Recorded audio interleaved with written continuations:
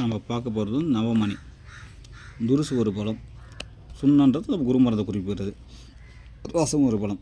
இது எல்லாமே சிறுத்தி கொண்டு இருக்க பாதரசம் கட்டியாகும். பின்பு முப்பூவை அரைத்து கவசம் செய்து 10 விரட்டு புடம்போட ஆறிய பின் பாதரசம் செய்து புகழ் ஊத இது ரசமணியாகும். இப்போ விஷயம் என்னென்னா, சாதாரணமான லோ டிகிரியில் போகிற பாதரசம் இந்த குருமருந்தால் நெருப்பு ஓடாமல் நிற்கிது. காரணம் அதுதான்.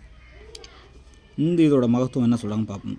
இந்த நவமணி வைத்திருப்போர் அரச போகம் வரும், உடல் பொன் போல் ஆகும், காய சித்தியாகும், ஆயுள் விருத்தி, சகல செல்வங்களும் கொடுக்குன்ற மாதிரி சொல்கிறாங்க.